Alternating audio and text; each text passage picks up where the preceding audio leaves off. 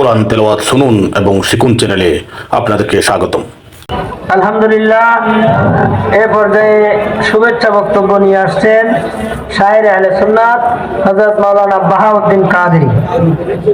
আসসালামু আলাইকুম ওয়া রাহমাতুল্লাহি ওয়া বারাকাতুহু। আমরা যে দরবারে বসেছি তিনি কে? তিনি ইমাম শের বাংলা, ঠিক কিনা বলেন?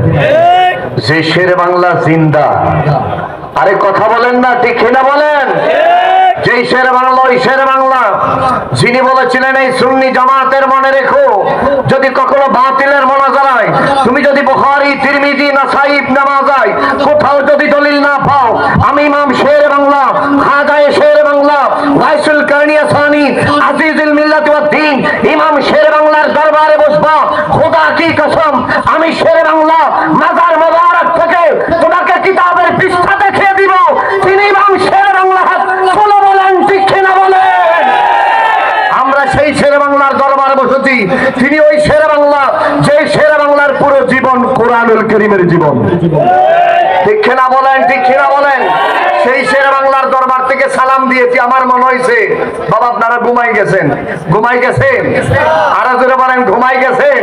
আরে এটা 12 রজব, সারা পৃথিবীব্যাপী 2টা রজবের 2টা ছাদ লিপিবদ্ধ। একটা হচ্ছে 6 রজব, হিন্দুস্তানের জমিনে গরিব নওয়াজ, বান্দা নওয়াজ, সুলতানুল হিন্দ খাজা মঈনুদ্দিন চিশতির কথা বলেন, ঠিক না?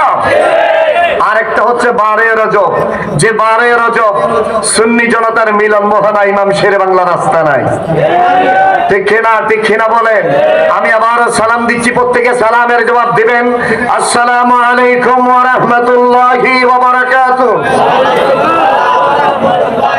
আমরা শুকরিয়া আদায় করছি মহান রবের দরবারে, যে মহান রব দয়া করেছেন, মেহেরবানি করেছেন, যে মহান রব দয়ার মাধ্যমে আজকে গাজী দ্বীন মিল্লাত, আজিজুল মিল্লাত ওয়াদ দ্বীন, বিমারে মুস্তাফা, খাজায়ে বাঙ্গাল, আশিকে রাসূল, যার দরবারে বসে দোয়া করলে দোয়া কবুল হয়। আরে ঠিক না বলেন? ঠিক না বলেন? এটা সেই দরবার যেটা ইশকে রাসূলের দরবারে, যেই দরবারের চৌকাটে খত দিয়ে বিশ্ববলী শাহিন শাহ জিয়াউল হক মাইজ ভান্ডারী বলেছেন এটা মদিনা পাওয়ার দরবার। এটা সেই দরবার আমরা এসেছি, ঠিক না বলেন? আরো জোরে বলেন, ঠিক না বলেন? আমরা যদি অল্প সময়, আমি খুব ছোট্ট মানুষ, শুধু এইটুকু বলতে চাই, আল্লাহর কোরআন বলছেন লাকাদ কানা লাকুম ফি রাসূলিল্লাহি উসওয়াতুন হাসানা। এই দুনিয়ার মানুষ তোমরা মনে রেখো রাসূল পাকের আদর্শ, রাসূল পাকের আদর্শের তোমাদের বাস্তব জীবন, পারিবারিক জীবন, রাষ্ট্রীয় জীবন, সকল জীবনে নবীর আদর্শকে বাস্তবায়ন করো।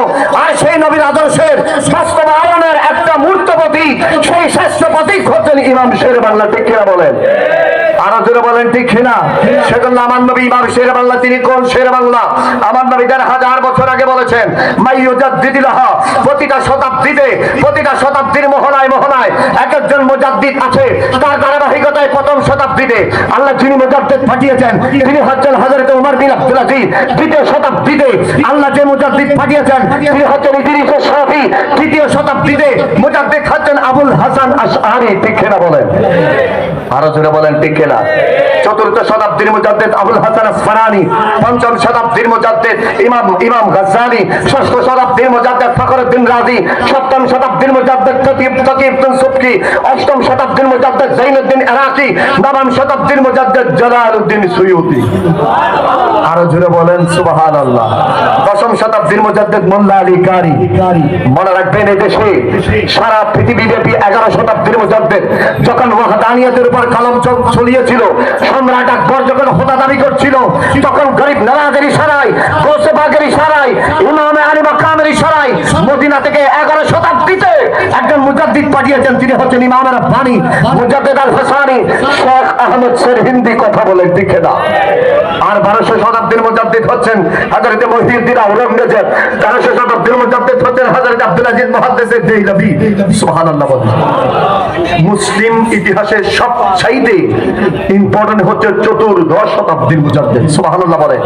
সেই 1400 শতাব্দীর মুজাদ্দিদের ভেতরে যখন ভারতের হিন্দুস্তানে যখন রিসালাতের উপর আক্রমণ হয়েছিল, কেউ একদল মুসলমান দাঁড়িয়ে বলছে নবীকে সালাম দেওয়া যাবে না, নাউজুবিল্লাহ বলেন। একদল বলছেন উরুস ফাতিহা করা যাবে না, একদল বলছেন নবী গায়েব জানে না, একজন বলছেন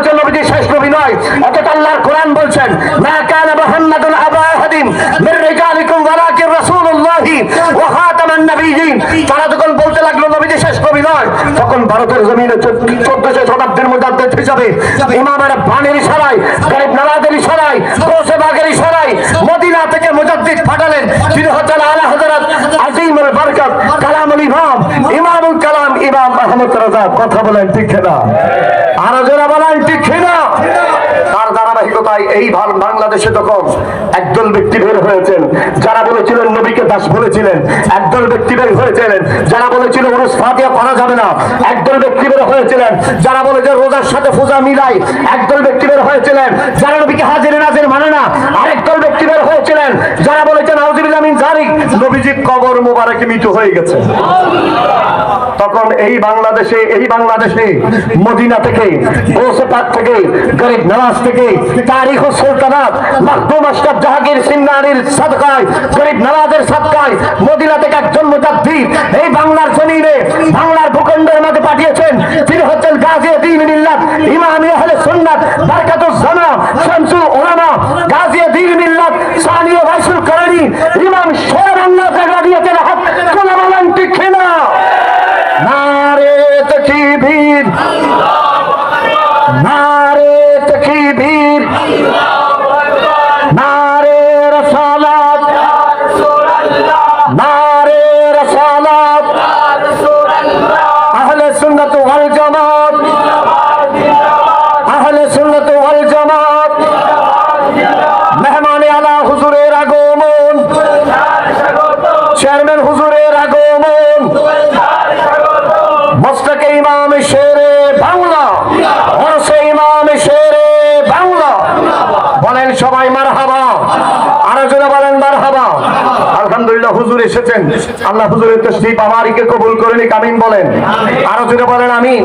আমি শুধু এইটুকু বলতে চাই, ইমাম শের বাংলা তিনি কোন শের বাংলা? যেই শের বাংলার পুরো জীবন তার নবী নবী বলে কাটিয়ে দিয়েছিলেন, ঠিক না বলেন?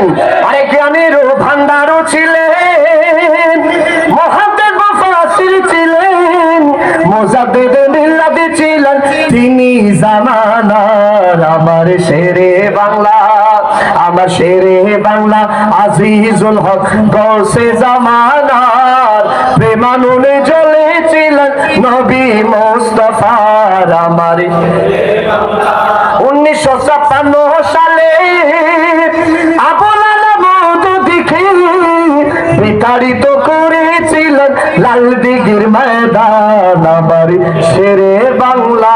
কথা বলেন ঠিক না? আরো জোরে বলেন ঠিক না? সারা কায়নাতের ভিতরে যত বলি আছেন প্রত্যেকে বড় হক বলি, তবে মনে রাখবেন সারা কায়নাতের ভিতরে ইমাম শের বাংলা এক্সেপশনাল। কেননা তিনি ওই শের বাংলা যেই শের বাংলা নবীর মিলাদের জন্য খন্দকের জমিনে রক্ত দিয়েছেন।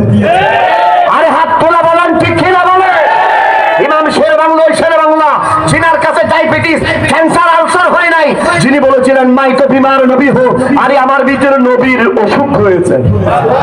ঠিক কিনা? ঠিক কিনা?